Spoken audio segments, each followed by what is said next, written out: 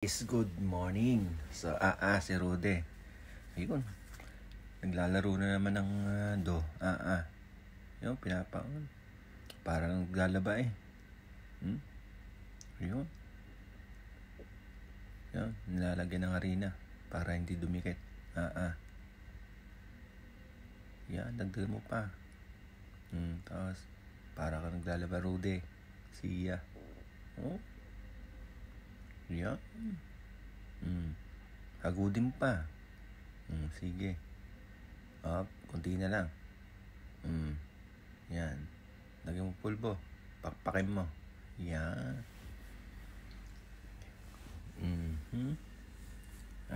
Rode.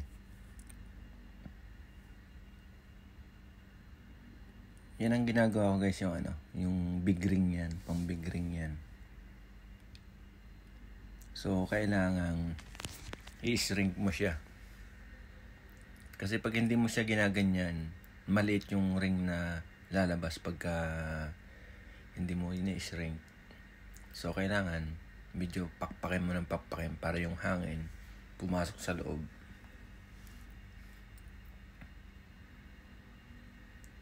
Yun. Ikakat na Rudy.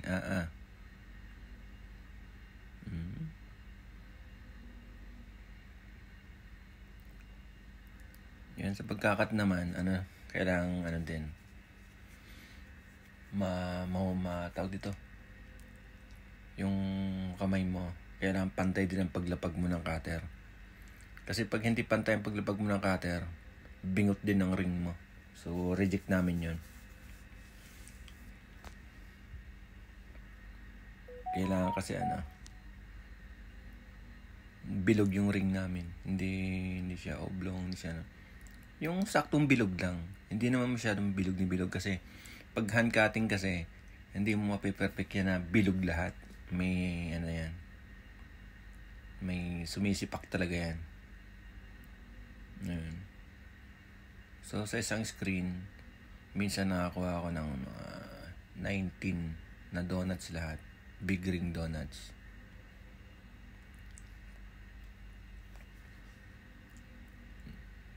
Minsan 18 lang ganyan. Depende sa sa pagkakat mo. Yan, 18 lang. Yun. Tapos na. So yung kasama ko na naman, magre-ring din. Yan. Rin din ang gagawin yan. Kaya, peace out. Sheesh.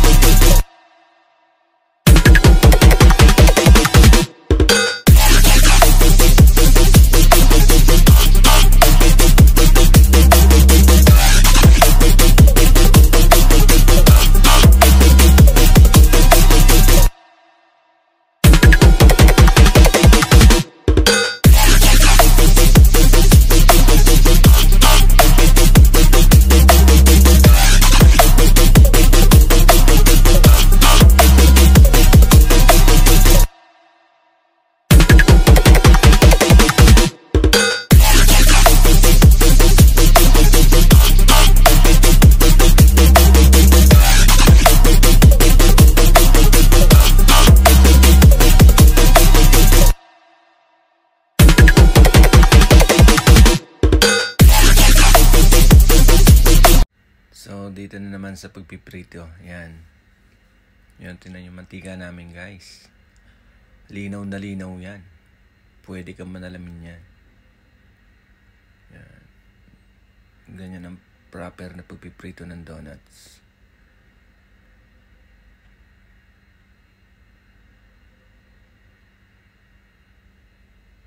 Yung.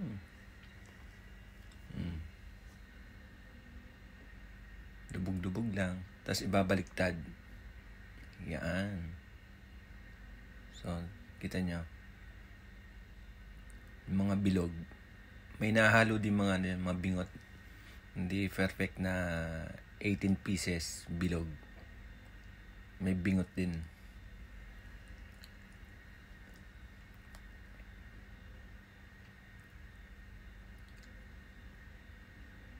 So, ganyan ang kulay niya. Golden brown. Yun. Tapos i-glaze siya. Yung glaze kasi, guys, kailangan bilog na bilog yung yung donuts. Kasi kitang-kita yan eh. Kitang-kita yung bilog. Pag may mga topping na chocolate, okay lang kasi hindi makikita yung shape. Yun, ganyan.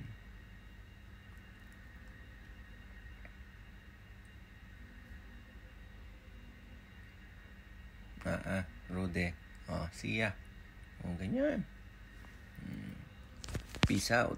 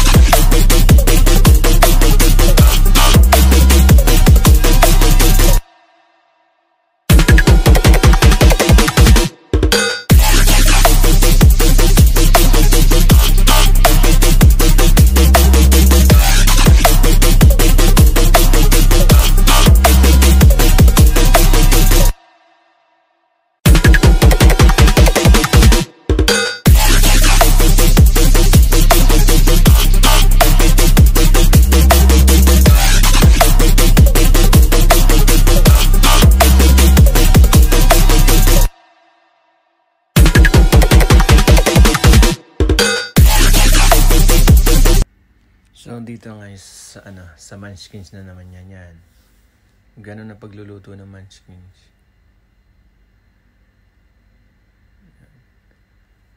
Bumibilog yan. Pero pag pangit ang pagkat mo, hindi maganda yung paglulup mo ng dough. Tapos pangit yung paghagod mo, ang kalalabasan ng munchkins mo. Pangit rin, hindi ganyan bilog. Tapos yan, may na-ring na naman. Yan. May na-ring yan. Ganun din. Mano-mano din ang pagkakakat niyan. Pa isa-isa. Ang pagpiprito, tinan nyo ha. Ayan o.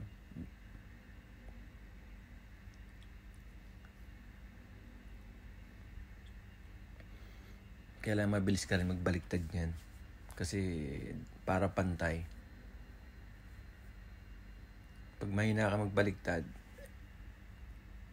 sunog yung kalate, sunog ang hindi. O, ito yung kulay niya. Parang pare-pareho. Yan. Kaya kailangan mabilis. Yan. Di ba? Pantay-pantay. And then, pagkatapos niyan na yan. Yun. Hangoy na. Yun na yun. Tapos i-glaze.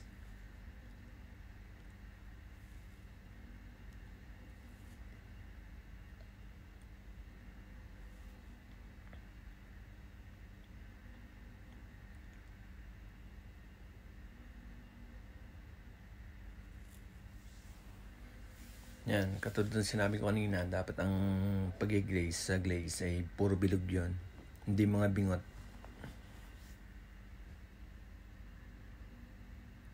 Kasi pag ganyan glaze lang, kitang-kita mo yung hugis niya. Bilog na bilog. Yun.